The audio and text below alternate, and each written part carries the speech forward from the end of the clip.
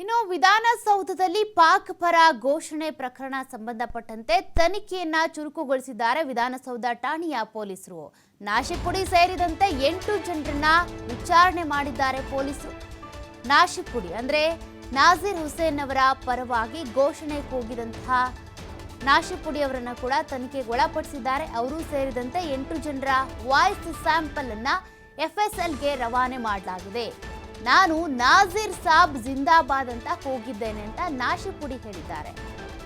ನಾಶಿಪುಡಿ ಸೇರಿದಂತೆ 8 ಜನರ voice sample ಏನಿದೆ ಅದನ್ನ FSLಗೆ ಕಳುಹಿಸಿಕೊಡಲಾಗಿದೆ. ತಂದೆ ತಾಯಿ ಮೇಲೆ ದೇವ್ರ ಮೇಲೆ ಕೂಡ ಆಣೆ ಮಾಡಿ ಹೇಳಿದ್ದಾರೆ ನಾಶಿಪುಡಿ. ನಾನು ಕೂಗಿದ್ದು ನಾಜೀರ್ ಸಾಬ್ ಜಿಂದಾಬಾದ್ ಅಂತ. ನಾನು ಓರ್ವ ಭಾರತೀಯ ಆಗಿದ್ದು ಹಾಗೆ ಹೇಗೆ ಹೇಳಲಿ ಸರ್ ಅಂತ ಪ್ರಶ್ನೆ ಮಾಡಿದ್ದಾರೆ. ನನ್ನ ಎಲ್ಲ ವ್ಯವಹಾರಗಳು ಕೂಡ ಹಿಂದೂಗಳ ಜೊತೆನೆ ಹೆಚ್ಚಾಗಿ ಇದೆ. ಯಾರನ್ನು ಬೇಕಾದರೂ ಕರೆದು ನನ್ನ ಬಗ್ಗೆ ಕೇಳಿ ನೀವು ಅಂತ ನಾಶಿಪುಡಿ ಹೇಳಿದ್ದಾರೆ. ಸದ್ಯ ನಾಶಿಪುಡಿಯನ್ನ ಪೊಲೀಸರು ವಶದಲ್ಲಿಟ್ಕೊಂಡು ವಿಚಾರಣೆಯನ್ನ ಕೈಗೊಂಡಿದ್ದಾರೆ. ಆದರೆ ನಾಶಿಪುಡಿ ಮಾತ್ರ ದೇವ್ರ ಮೇಲೆ ಆಣೆ ಮಾಡಿ ಹೇಳಿದ್ದಾರೆ, ನಾನು ನಾಜೀರ್ ಸಾಬ್ ಜಿಂದಾಬಾದ್ ಅಂತಾನೆ ಕೂಗಿದ್ದು, ಪಾಕ್ ಪರ ಘೋಷಣೆ ಕೂಗಿಲ್ಲ ಅಂತ.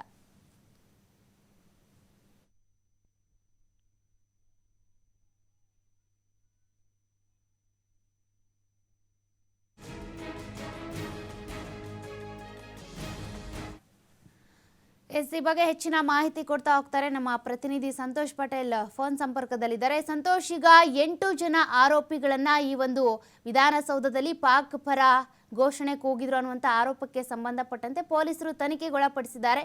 8 ಜನರ ವಾಯ್ಸ್ ಸ್ಯಾಂಪಲ್ ಕೂಡ ಕಳುಹಿಸಿಕೊಡಲಾಗಿದೆ. ಇದ್ರ ಬಗ್ಗೆ ಏನೆಲ್ಲ ಮಾಹಿತಿ ಇದೆ? ಇಲ್ಲಿ ಪ್ರಮುಖವಾಗಿ ಏನಂತ ಹೇಳಿದ್ರೆ ಅವ್ರನ್ನ 8 ಜನ ಆರೋಪಿಗಳು ಅಂತ ಹೇಳಲಿಕ್ಕಾಗಲ್ಲ. ಪ್ರಕರಣಕ್ಕೆ ಸಂಬಂಧಪಟ್ಟ ಹಾಗೆ ಅವ್ರನ್ನ ವಿಚಾರಣೆ ಮಾಡ್ಲಿಕ್ಕೆ ಕರೆದಿರುವಂತದ್ದು. ಇನ್ನು ಪ್ರಕರಣದ ಆರೋಪಿ ಏನು ಅನ್ನೋದ್ರ ಬಗ್ಗೆ ಪೊಲೀಸರು ಇನ್ನೂ ತನಿಖೆ ನಡೆಸ್ತಾ ಇದ್ದಾರೆ. ಯಾಕಂದ್ರೆ FSL ವರದಿ ಸಂಪೂರ್ಣವಾಗಿ ಬಂದಿಲ್ಲ ಅಂತ ಹೇಳ್ತಾ ಇರುವಂತದ್ದು. ಈ ಮೊದಲು ಏನು ಪಾಕ್ ಪರ ಘೋಷಣೆ ಕೂಗಿದಾರ ಇಲ್ವೋ ಅನ್ನೋದಕ್ಕಾಗಿ ಸಾಕಷ್ಟು ವಿಡಿಯೋ ತುಣುಕುಗಳನ್ನು ತೆಗೆದುಕೊಂಡು ಅದನ್ನ FSLಗೆ ಕೊಟ್ಟಿದ್ರು. ಅಲ್ಲಿ ಪ್ರಾಥಮಿಕವಾಗಿ ಪಾಕ್ ಪರ ಕೂಗಿರುವಂತದ್ದು ದೃಢ ಅಂತ ಮಾಹಿತಿ ಲಭ್ಯವಾಗ್ತಿರುವಂತದ್ದು. ಆದ್ರೆ ಅದನ್ನ ಎಲ್ಲೂ ಕೂಡ ಡಿಸ್ಕ್ಲೋಸರ್ ನ ಮಾಡ್ತಾ ಯಾಕಂತ ಹೇಳಿದ್ರೆ ಗವರ್ಮೆಂಟ್ ಲೆವೆಲ್ ಅದು ವಿರೋಧ ಪಕ್ಷಗಳಿಗೆ ದೊಡ್ಡ ಅಸ್ತ್ರವಾಗುತ್ತೆ ಅಂತ. ಅದರ ಜೊತೆಗೆ ಇನ್ನೊಂದಿಷ್ಟು ಮಾಹಿತಿಯನ್ನ ತನಿಖಾಧಿಕಾರಿಗಳು ಈಗಾಗಲೇ ಇನ್ನೊಂದಿಷ್ಟು ಕ್ವಶನ್ಸ್ ಅನ್ನ ಹಾಕಿ ವಿಡಿಯೋನ ವಾಪಸ್ ಕಳಿಸಿರುವಂತದ್ದು. ಇನ್ನೊಂದಿಷ್ಟು ಕ್ಲಾರಿಟಿಗಳು ಬೇಕು ಅಂತ. ಸೊ ಅದು ಕೂಡ ಈಗಾಗಲೇ FSL ನಲ್ಲಿ ಇರುವಂತದ್ದು. ಅದ್ರದ್ದು ವರದಿ ಸಂಪೂರ್ಣವಾಗಿ ಬಂದಿಲ್ಲ. ನಾಶಿಪುಡಿ ಸೇರಿದಂತೆ ಇತರ 7-8 ಜನರನ್ನ ಈಗಾಗಲೇ ವಾಯ್ಸ್ ಸ್ಯಾಂಪಲ್ ಅನ್ನ ತೆಗೆದುಕೊಂಡು FSLಗೆ ಕಳಿಸಿರುವಂತದ್ದು.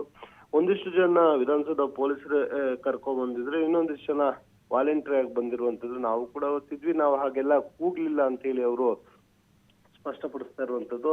ಇನ್ನ ಜಿಂದಾಬಾದ್ ಅಂತ ಹೇಳಿ ಕೂಗುವಂತ ಸಂದರ್ಭದಲ್ಲಿ ಏನು ಕೈಯನ್ನ ಮೇಲೆ ಎತ್ತಿರುವಂತ ಕೆಲವೊಂದು ವಿಡಿಯೋಗಳಲ್ಲಿ ಸ್ಪಷ್ಟವಾಗಿ ಕಾಣುತ್ತೆ.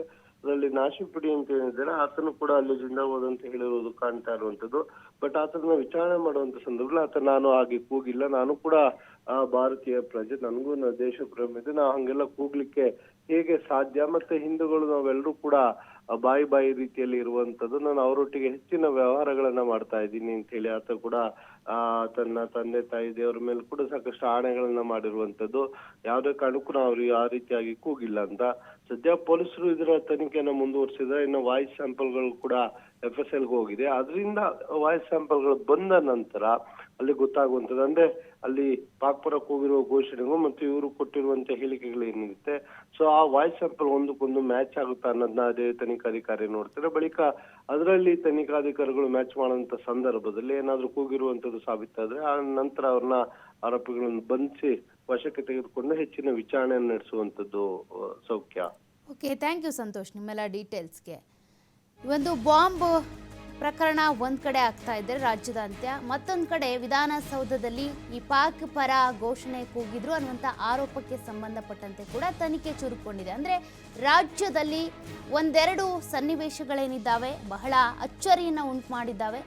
ಹಾಗಾಗಿ ಇನ್ನೊಂದು ಕಡೆ ವಿಧಾನಸೌಧದ ಮೆಟ್ಲಲ್ಲೇ ಕೂಡ ವಿಧಾನಸೌಧದ ಆವರಣದಲ್ಲೇ ಈ ಪಾಕ್ ಪರ ಘೋಷಣೆ ಕೂಗಿದ್ರು ಅನ್ನುವಂಥ ಆರೋಪಕ್ಕೆ ಸಂಬಂಧಪಟ್ಟಂತೆ ಪಾಕ್ ಪರ ಘೋಷಣೆ ಕೂಗಿದ್ರಾ ಅಥವಾ ನಾಜೀರ್ ಸಾಬ್ ಜಿಂದಾಬಾದ್ ಅಂತ ಕೂಗಿದ್ರಾ ಅನ್ನುವಂಥ ಎರಡು ಒಂದು ಅನುಮಾನಗಳು ಹುಟ್ಕೊಂಡಿದ್ದಾವೆ. ಅಂದ್ರೆ ಆ ವಿಜುವಲ್ಸ್ ನೋಡಿದಾಗ ಒನ್ ಟೈಮ್ ಕೇಳಿದಾಗ ನೀವು ಜಿಂದಾಬಾದ್ ಪಾಕ್ ಪರ ಕೇಳಿಸ್ಕೊಂಡ್ರೆ ಪಾಕ್ ಅನ್ಸುತ್ತೆ, ಮತ್ತೊಂದ್ಸಲ ನಾಜೀರ್ ಸಾಬ್ ಅಂತ ಕೇಳಿಸ್ಕೊಂಡ್ರೆ ನಾಜೀರ್ ಸಾಬ್ ಅಂತಾನೆ ಕೇಳಿಸುತ್ತೆ. ಹಾಗಾಗಿ ವಾಯ್ಸ್ ಸ್ಯಾಂಪಲ್ಸ್ ಅನ್ನು ಕೂಡ ಈಗ FSLಗೆ ಕಳಿಸ್ಕೊಟ್ಟಿದ್ದಾರೆ. ಅದರಲ್ಲಿ ತನಿಖೆಯ ಬಳಿಕ ಮಾಹಿತಿ ಹೊರಬೀಳುತ್ತೆ.